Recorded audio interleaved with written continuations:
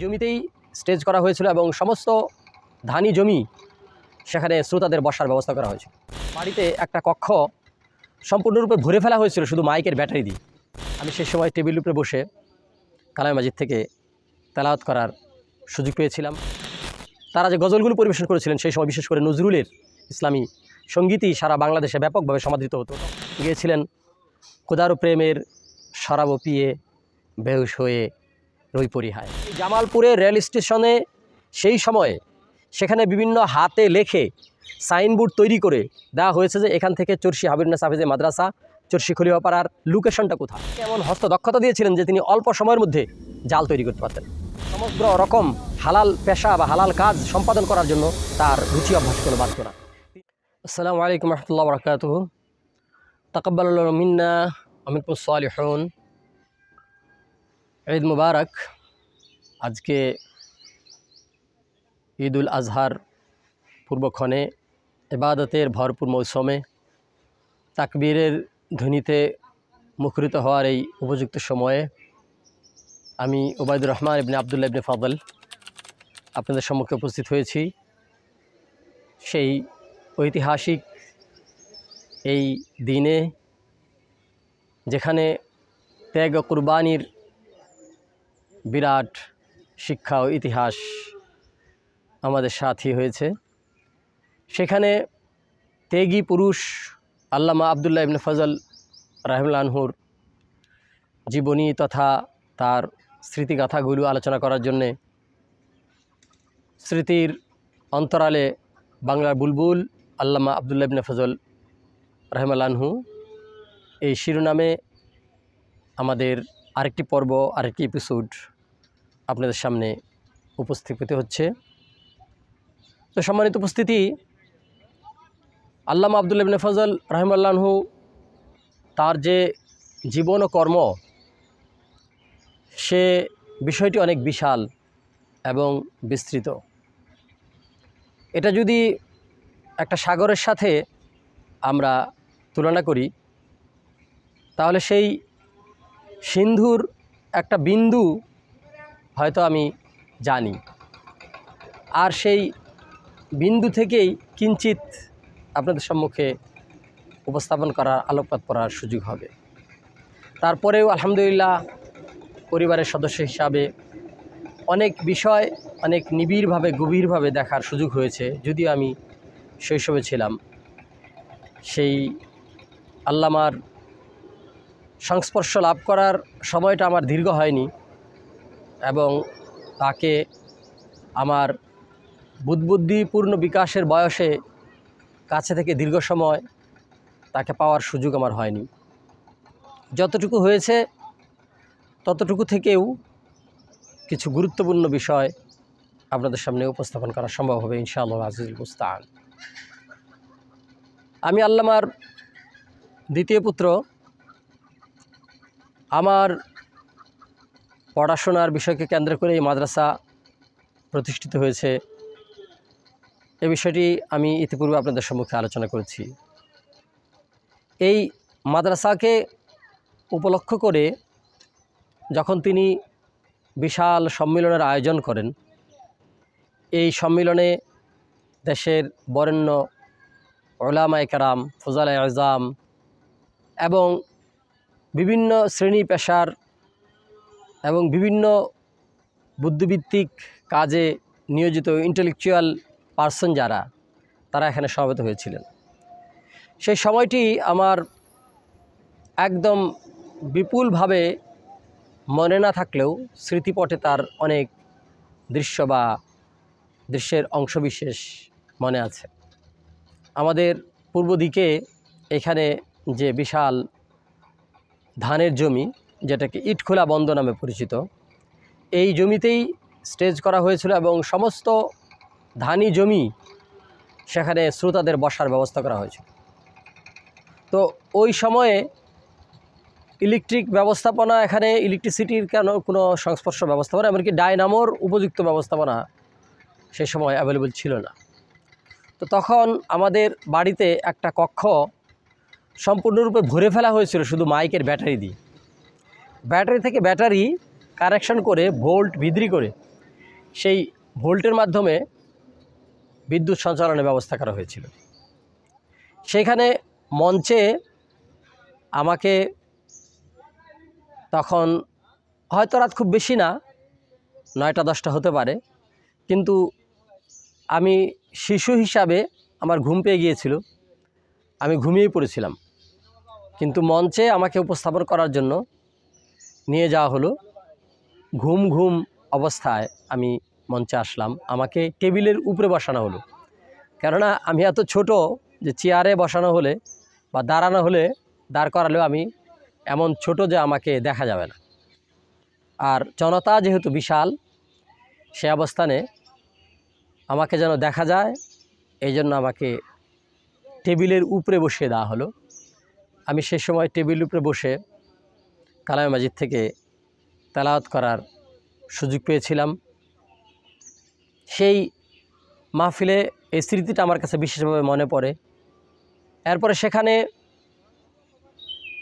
লোকজন যারা আসছিলেন তাদের বিবরণ দেওয়া আমার পক্ষে সম্ভব নয়, তবে যারা বিশিষ্ট ব্যক্তি হিসাবে আসছিলেন তার মধ্যে যেমন আল্লামা ডক্টর আব্দুল বারী রাহিমাহুল্লাহ আনহু, এরপরে জজ সাহেব আসছিলেন, জজ কোর্টে সুপ্রিম কোর্টের বিচারপতি, তিনি আসছিলেন। এছাড়া বিভিন্ন শিল্পী, কবি, সাহিত্যিক তারা আসছিলেন। আমাদের সর্বজন পরিচিত আরাফাতের যিনি সম্পাদক ছিলেন আব্দুর রহমান বিএবিটি সাহেব, তিনি আসছিলেন। তার ছেলেরা সেই সময় আসছিলেন। তো তারা এখানে বিভিন্ন গজল পরিবেশন করেছিলেন। গজল পরিবেশন করেছিলেন দিকপাতের আশরাফ ফারুকী সাহেবের ছেলেরা। তখন তারা যে গজলগুলো পরিবেশন করেছিলেন সেই সময় বিশেষ করে নজরুলের ইসলামী সঙ্গীতই সারা বাংলাদেশে ব্যাপকভাবে সমাদৃত হতো। তখনও আধুনিক গানের বা সুরের আঙ্গিকে গজল তৈরি করা এটা তখনও তেমন একটা প্রচলন হয়ে ওঠেনি। তখন একটা পয়ার ছন্দের ভিত্তিতেই বেশিরভাগ ব্যক্তিরা কাজ করত। সেই সময়ে নজরুলের সেই ইসলামী গজলগুলো বিশেষ সমাদৃত ছিল। সেই সময় তারা গেয়েছিলেন খোদারো প্রেমের শরাব পিয়ে বেহুশ হয়ে রই পরিহায়, সেই গানটা আমাদের হৃদয় কেড়েছিল। তো এইভাবে সেই সময় লক্ষ্য করেছি যে আল্লামা আবদুল্লাহ হাফিজুল্লাহ আনহু তিনি অত্যন্ত ব্যস্ত সময় পার করেছেন। কেননা লোকজনের যে বিপুল উপস্থিতি, তাদেরকে আপ্যায়নের একটা ব্যবস্থা এখানে করা ছিল, যদিও সেটা কোনো কোনো অংশে হোটেলের ব্যবস্থা ছিল এখানে, কিন্তু অনেক লোকের আল্লামার বাড়িতে খাওয়া দাওয়ার ব্যবস্থা করা হয়েছিল, বা যারা তার বাড়িতে যেতেন না খেয়ে ফিরে আসতেন না। এছাড়া যারা গেস্ট ছিলেন, মেহমান ছিলেন, মেহমানদের জন্য খাদ্যাদির ব্যবস্থা সেটা তো ছিল, তিনি বিশেষভাবে দেখভাল করতেন, আসতেন, দেখতেন। তো এরকম ওই মাহফিলটা যেমনভাবে আমার কাছে চিরজাগরুক স্মৃতিপটে আছে, তেমনিভাবে এই অঞ্চলসহ বাংলাদেশের বিভিন্ন অঞ্চলে এই মাহফিলটা জাগরুক আছে স্মৃতিপটে আজও। আর এর যে ব্যবস্থাপনা সেই সময়ে এটা অনেকটা আমাদের কাছে অকল্পনীয়। কেননা এইখান থেকে আমাদের জেলা সদর জামালপুর রেলওয়ে স্টেশন, সেখানে হলো প্রায় 16 কিলোমিটার ব্যবধানে সেই রেলওয়ে স্টেশন জামালপুরে। সেই জামালপুরে রেল স্টেশনে সেই সময়ে সেখানে বিভিন্ন হাতে লেখে সাইনবোর্ড তৈরি করে দেওয়া হয়েছে যে এখান থেকে চরশী হাবিবুন্নেছা হাফেজে মাদ্রাসা, চরশী খলিফাপাড়ার লোকেশনটা কোথায়।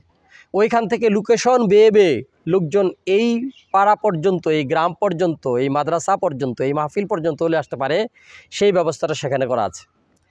অথচ সেই সময় মাত্র এখান থেকে 3 কিলোমিটার পূর্ব পাশে যে ঢাকা হাইওয়ে রোড যেটা আছে, 2.5 থেকে 3 কিলোমিটার পূর্ব পাশে, সেখানকার তিতপাল্লা, সেখানকার কামাল খান মোড়, ওইখান থেকে এইখানে রিক্সা যাতায়াত করতো না। এখানের রাস্তাঘাটগুলো শুধু সম্পূর্ণ কাঁচা। সেই কাঁচা রাস্তাঘাটে গরুর গাড়ির প্রচলন ছিল, বিশেষ করে মাল পরিবহনের জন্য, ধান পাট পরিবহন করার জন্য গরুর গাড়ি চলত। আর গরুর গাড়ি চলাচল করার ফলে রাস্তার দুই ধার দিয়ে এক ধরনের স্মুথ পজিশন তৈরি ছিল, আর মাঝখান দিয়ে বা প্রায় জায়গা দিয়ে দুর্বাঘাসের একটা এবড়ো থেবড়ো স্তর তৈরি হতো। এই জায়গাগুলোকে লোক বলতো নিক। নিকের ভিতর দিয়ে চলাচল করতো। সেই সময় সাইকেল চালানোটা একটা দক্ষতার পরিচয় দিতে হতো যে ওই নিকের ভিতর দিয়ে কারা সাইকেলকে চালাতে পারে, কেননা তার চাকা যদি সামান্য এদিক সেদিক হয় তাহলে সাইকেল হয়তো উল্টে যাবে। তো ওই সময় রাস্তাগুলো ছিল এরকম, কিন্তু এই রাস্তাতে রিক্সা চলাচলে যেহেতু বিঘ্ন হতে পারে বা গাড়ি চলাচলে বিঘ্ন হতে পারে, সেই জন্যে আল্লামা সেই 2.5-3 কিলোমিটার তিতপল্লা থেকে এখান পর্যন্ত সমস্ত রাস্তা ড্রেজিং করে যানবাহন চলাচল উপযোগী করেছেন তার নিজ ব্যয়ে।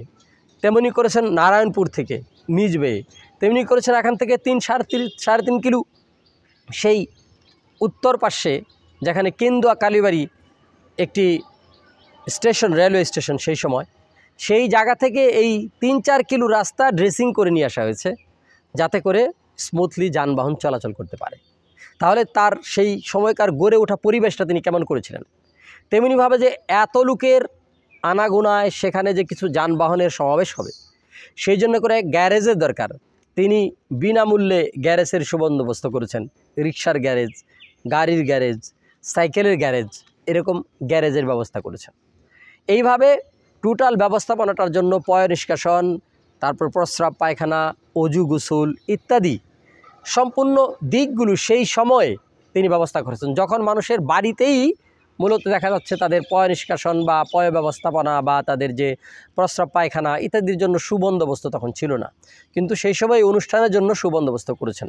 অর্থাৎ তার যে দৃষ্টিভঙ্গি এবং জগৎ, বিশ্ব, দেশ সম্পর্কে তার যে চিন্তা চেতনা, এটা অত্যন্ত স্পষ্ট ছিল। এবং তিনি সময়ের চেয়ে বা অঞ্চলের চেয়ে বহু ধাপ তিনি চেতনায়, কর্মে তিনি অগ্রসর ছিলেন। সেটা তাকে দেখলে, তার কাজ দেখলে বোঝা যেত, যা আমরা এখন মূল্যায়ন করার চেষ্টা করি, এখন বোঝার চেষ্টা করি, এখন আমাদেরকে সেটা হিসাব করতে হয়। কারণ এই সময়ে আমাদের আধুনিক ব্যবস্থাপনাতেই এই সমস্ত অনুষ্ঠান করতে গেলে যে পরিমাণ ত্রুটি হয়, যে পরিমাণ অসম্পন্নতা তৈরি হয়, সেটা হিসাব করলে আমরা বুঝতে পারি যে আল্লামা কত ত্যাগ তিতিক্ষা দিয়ে অনুষ্ঠানাদি সম্পন্ন করেছেন, কত আন্তরিকতা থাকলে মেহমানদারির এই নিপুণ ব্যবস্থাপনা তিনি করতে পারেন। আমরা সেই সময় সেগুলো প্রত্যক্ষ করেছি এবং জনতা প্রত্যক্ষ করেছে, দেশবাসী প্রত্যক্ষ করেছে। সেই সময় হয়তো মিডিয়ার এমন বিশেষ ব্যবস্থাপনা থাকলে, আমাদের প্রিন্ট মিডিয়া সহ আরও মিডিয়ার যেটা প্রাপ্তির মানে অ্যাভেলেবল যেটা সুলভতা, সেটা যদি থাকতো তাহলে আন্তর্জাতিক মহলেও সেই জিনিসগুলো ব্যাপকভাবে দেখানোর সুযোগ হতো। আল্লামা সেই ব্যবস্থা সেখানে করেছেন। তাহলে তার স্বপ্ন, তার চিন্তা, তার চেতনা, তার কর্ম কত উন্নত ছিল এবং তার স্বপ্নটা কত বিশাল বিস্তৃত ছিল, আমরা এখন সেটা মূল্যায়ন করতে পারি, চিন্তা করতে পারি, উপলব্ধি করতে পারি এবং সেটা সবাই মিলে পূরণের জন্য আমরা এগিয়ে আসতে পারি। তিনি যেমনভাবে এখানে এরকম বিশাল আয়োজন করেছেন, একবার না, দুইবার না, বহুবার করেছেন। পর্যায়ক্রমে আমরা সেই আয়োজনগুলোর একটা একটা করে তুলে ধরার জন্য চেষ্টা পাব। সেই সাথে তিনি যে এই অঞ্চলে বড় হয়েছেন, তার এই বড় হওয়াটা এই অঞ্চলের ধুলি, মাটি, পরিবেশ, জনতা, রুচি, অভ্যাস এগুলো তার সাথে আদলে মিশেছিল। তিনি এখানকার রুচি অভ্যাস সম্পর্কে অবগত ছিলেন এবং তার সাথে তিনি মিশেছিলেন। জনতার সাথে ফারাক তৈরি করা, নিজেকে একটা এলিট পার্সন হিসাবে প্রচার প্রকাশ বা স্বাতন্ত্রতা বুঝিয়ে রাখার কাজ তিনি কখনো করেননি। তাই আমরা লক্ষ্য করেছি, আমার মনে পড়ে আজও, তিনি এই ব্যস্ততার মধ্যে মাহফিল করে তিনি যখন বাড়িতে আসতেন, বাড়িতে আসার পরেও তার ব্যস্ততা নিরন্তর ছিল। সেখানে মেহমান আসতো, বিভিন্ন লোকজন আসতেন তারা তাদের প্রয়োজন পূরণ করার জন্যে, এলাকাবাসী আসতেন তাদের প্রয়োজন পূরণ করার জন্য, অনাথ, এতিম, মিসকিন, দরিদ্র, অসহায় আসতেন তাদের প্রয়োজন পূরণ করার জন্য। তিনি তার সাধ্যমতো করতেন। এই ফাঁকে দেখা যেত তিনি আবার সাংসারিক কাজও করতেন। এসেই তিনি যদি দেখতেন যে এখানে বৃষ্টিপাত হয়েছে, এখানে বর্ষা নেমে এসেছে, আল্লাহ তাকে এমন হস্তদক্ষতা দিয়েছিলেন যে তিনি অল্প সময়ের মধ্যে জাল তৈরি করতে পারতেন। আমি লক্ষ্য করেছি তিনি অল্প সময়ে জাল তৈরি করে, সেটাকে কই জাল বলা হয়, যেটাতে কই মাছ বাঁচত, সেই কই জাল এই পার্শ্ববর্তী এলাকাগুলো যেটা আমাদের চুনাবাইদ বলে, এই চুনাবাইদে পানি হতো, এখানে বা আমাদের পশ্চিম পাশে এখানে আছে মরাবিল, সেখানে প্রচুর পানি হতো সেই সময়, প্রায় 7 ফুট 8 ফুট পর্যন্ত পানি জমে যেত। সেই অঞ্চলগুলোতে তিনি এই কই জাল পাততেন। তো সেই কই জালে প্রচুর পরিমাণ সেই সময় কই মাছ বাঁধত, এবং আরেকটা মাছ বাঁধত, সেটা বাংলা ভাষায় বলা হয় রয়না। এই অঞ্চলে মাছটার ভিন্ন নাম আছে, এখানে নিন্দালি বা ভেদা বলা হয়। এই মাছটাও দেখতে অনেকটা কই মাছের মতো। এই মাছটা বিলুপ্ত প্রায়, আমাদের ঢাকা বিভাগে আর দেখা খুব মিলে না। খুলনা বিভাগ থেকে এখন এই মাছটা আসে, রয়না, নিন্দালি বা ভেদা। এই মাছটা প্রচুর পরিমাণে বাঁচত। এই মাছটা এত বেশি বাঁচত যে এই মাছটার কারণে অনেক সময় জাল ছাড়ানো, জাল বহন করা অনেক সময় কঠিন হয়ে যেত। তো তিনি এই মাছ ধরতেন, অর্থাৎ তার মধ্যে সমগ্র রকম হালাল পেশা বা হালাল কাজ সম্পাদন করার জন্য তার রুচি অভ্যাসে কোনো বাধ্য না। তিনি নিজেই এই সমস্ত কাজ করতেন। সুন্নাতি যে জীবন, নবীজি যেমন নিজের হাতেই নিজের জুতো সেলাই করতেন, কাপড় সেলাই করতেন, তিনি বিভিন্ন কাজ সম্পাদন করতেন, তিনি স্ত্রীদেরকে কাজে সহযোগিতা করতেন। এইভাবে নবীজির যে সিরাতটা, সেটার অনুসরণের জন্য আল্লামা আবদুল্লাহ ইবনে সাল্লাহ রানহু যেমন চেষ্টা করতেন, সূরাতটাও তেমনিভাবে তিনি তার চেহারা গড়ে তোলার জন্য তিনি চেষ্টা করতেন। তার মাথায় বাবরি ছিল, সুন্নাত বাবরি যেমনভাবে রাখতে হয় তিনি তেমনিভাবে সুন্নত বাবরি রাখতেন। তিনি হেসে হেসে কথা বলতেন। তার কথার মধ্যে একটা ভাব ছিল, সেই ভাবটা এমন ছিল যে শিশুরাও সেইভাবে আবেগীভূত হতো, আবেগ আপ্লুত হতো, বড়রাও হতো। তো অর্থাৎ তার মধ্যে সেই গাম্ভীর্য এরকম প্রকাশ করতেন না যে জনতা তার থেকে ফাঁকে থাকতো। তিনি কাউকে দেখা হলে প্রথম সালাম দিতেন, বাচ্চাদেরকেও প্রথমে সালাম দিতেন, সালাম দিয়ে হেসে কথা বলতেন, কুশল বিনিময় করতেন, মানুষের বাড়িতে বাড়িতে যেতেন, তাদের বাড়ির হাল হকিকত জানতেন। অল্প সময়ের সাক্ষাতেও সাক্ষাৎ প্রার্থীর বিষয়াদি তিনি, কুশলাদি তিনি জেনে নিতেন, এবং প্রয়োজনীয় পরামর্শ, সহযোগিতা এবং সান্ত্বনা তিনি প্রদান করতেন। এইভাবেই তার জীবন এখানে অতিবাহিত হয়েছে। এরকম বহু দৃশ্য দেখবার মতো আমার সুযোগ আমার ছোট্ট জীবনে হয়েছে। তিনি এখানে আসতেন মাদ্রাসা চলাকালীন সময়ে, তিনি শিক্ষকদের সাথে মত বিনিময় করতেন, কুশল বিনিময় করতেন।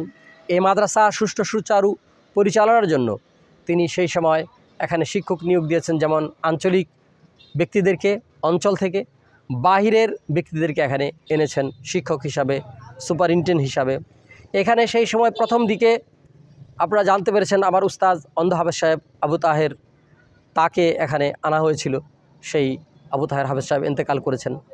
তারপরে কুমিল্লা থেকে অন্ধ হাফেজ আবুল কাশেম, তাকে এখানে আনা হয়েছে, তিনি এখানে শিক্ষকতার দায়িত্ব পালন করেছেন।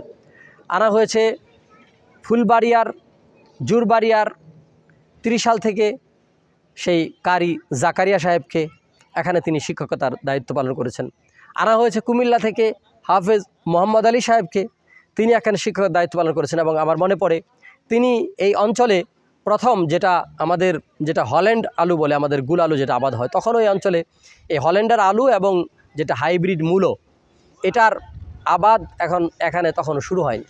উনি প্রথম কুমিল্লার সেই উর্বর অঞ্চলের আবাদ এখানে তিনি নিয়ে আসেন। তো এইভাবে এখানে তিনি সুপারিনটেন্ডেন্টের দায়িত্ব দেন। আব্দুল মজিদ তার সেই ভাইকে, তার চাচাতো ভাই আব্দুল মজিদকে দায়িত্ব দিয়েছিলেন।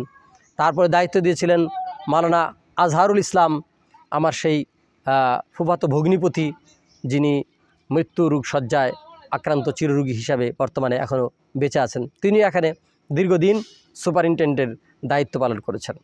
তো এইভাবে যাদেরকে তিনি এখানে দায়িত্ব দিয়েছেন, এনেছেন অঞ্চল থেকে, এখানে নিয়েছেন হাফেজ মতিউর রহমান তিতপল্লা, সেই মতিউর রহমান হাফেজ সাহেব, তিনি এখানে দায়িত্ব পালন করেছেন। দায়িত্বরত অবস্থায় যারা ছিলেন শিক্ষকদের খোঁজখবর তিনি নিতেন। সেই খোঁজখবর যেমনভাবে আমাদের পার্শ্ববর্তী হাফেজ মুজিবুর রহমান শেখপাড়ার, ওনাকে এখানে দায়িত্ব পালনের জন্য নিয়ে এসেছেন। তো শিক্ষকদের কাছ থেকে তিনি জানতেন প্রতিষ্ঠানের শিক্ষার মান সম্পর্কে, খোঁজখবর নিতেন, এখানে ছাত্রদের অবস্থান, সুবিধা অসুবিধা, তিনি এই বিষয়গুলো প্রত্যক্ষ করতেন, পর্যবেক্ষণ করতেন, এবং মানে হৃদয় দিয়ে এগুলোর সমাধানগুলো তিনি চাইতেন এবং সমাধানের জন্য কাজ করতেন। এইভাবে তার প্রতিষ্ঠানের সাথে তিনি ওতপ্রোতভাবে জড়িত থেকে দেশের সমস্ত লোকজনকে সাথে নিয়ে এই প্রতিষ্ঠানটিকে গড়ে তোলার জন্য তিনি আজীবন চেষ্টা সাধনা করে গিয়েছেন। এভাবে এলাকার স্মৃতির পাশাপাশি তার বাইরের বহু স্মৃতি আমার সাথে আছে, আমি পর্যায়ক্রমে শেয়ার করব ইনশাল্লাহ আপনাদের সাথে। এই এলাকায় তিনি যখন আসতেন, মৌসুমে যদি আসতেন, তাহলে মৌসুমে তিনি ফল কিনে নিয়ে আসতেন। মৌসুমি ফল তিনি দীর্ঘ এলাকা ঘুরে ঘুরে জনতার মধ্যে বিতরণ করতেন। এগুলো বিষয়ে আপনাদের কাছে আগেও আমি হয়তো আলোচনা করে থাকব। এইভাবে তার যে এলাকার প্রতি দরদ, মানুষের প্রতি দরদ, এই দরদি বিষয়গুলো তার মধ্যে ফুটে উঠেছে, যেটা সুন্নাতি পদ্ধতি হিসাবে সমাজ জীবনে চলতে গেলে, একজন উম্মতে মুহাম্মদী হিসাবে নবীজির সুন্নাহ অনুসরণ করে চলতে গেলে যে পরিমাণ কাজকর্ম বা নিজের শ্রমের একটা প্রকাশ জনতার জন্য করতে হয়, সেটা আমরা আল্লামা আব্দুল মেহফুজুল রহমানের কাছে আমরা প্রত্যক্ষ করেছি। সম্মানিত উপস্থিতি, আজকে সেই ত্যাগী মানুষদের কথা আলোচনা করতে গিয়ে আল্লামার জীবনী নিয়ে আপনাদের সামনে উপস্থিত হয়েছি। আমি ইতিপূর্বে বলেছি যে আল্লামার জীবনীর এই পর্বগুলো পর্যায়ক্রমে আমরা দেশের বিভিন্ন অঞ্চল থেকে নেওয়ার জন্য চেষ্টা করছি। তো আপনারা যারা তার সান্নিধ্য লাভে ধন্য হয়েছেন, যারা তার সাথে সময় কাটিয়েছেন, বিশেষ করে যারা তার সাথে বিভিন্ন মাহফিলে সময় কাটিয়েছেন, এমনকি তার খাদেম হিসাবে সময় কাটিয়েছেন, তারা আপনাদের সাথে, আমাদের সাথে আপনারা শেয়ার করবেন, যাতে করে আপনাদের সাক্ষাৎকার এবং আপনাদের স্মৃতিকথাগুলো আমরা তুলে ধরতে পারি। এবং তাতে করে দেখা যাবে যে অনেক ব্যক্তি দ্বীনের অনেক খোরাক পাবে, দ্বীনি প্রেরণার অনেক খোরাক পাবে, এবং সেই সাথে আল্লামার প্রতি আমাদের সামান্য কিছু হলেও দায়িত্ব পালন হবে। আল্লাহ পাক রব্বুল আলামিন আমাদের সকলকে তৌফিক দান করুন। আমরা আবারও অন্য এপিসোডে যুক্ত হব। সকলকে ঈদের শুভেচ্ছা আবার জানিয়ে বেশি বেশি তাকবীর পাঠ, ঈদে কুরবান যথাযথভাবে লিওয়াজ হিল্লা আদায় এবং গরিবদের মাঝে কুরবানির আনন্দ পৌঁছে দেওয়া এবং সমাজের সকলকে নিয়ে আনন্দময় ঈদ সম্পাদন করে পবিত্র ঈদের পূর্ণ ফজিলত মর্যাদা বরকত লাভ করার আহ্বান জানাচ্ছি আরাফার রোজা সম্পাদন করার জন্য, যাতে 2 বছরের গুনাহ মাফ হওয়ার সুযোগটা আমরা পেতে পারি। আল্লাহ পাক রব্বুল আলামিন আমাদের সকলকে পূর্ণ ফজিলত বরকত লাভ করার তৌফিক দান করুন। আল্লাহুম্মা আমিন। আকুলু কাওলি হাযা ওয়া আস্তাগফিরুল্লাহ লি ওয়া লাকুম ওয়া লিসাইরিল মুসলিমিন। সুবহানাকাল্লাহুম্মা ওয়া বিহামদিকা আশহাদু আল্লা ইলাহা ইল্লা আনতা আস্তাগফিরুকা ওয়া আতুবু ইলাইক। আসসালামু আলাইকুম ওয়া রাহমাতুল্লাহ।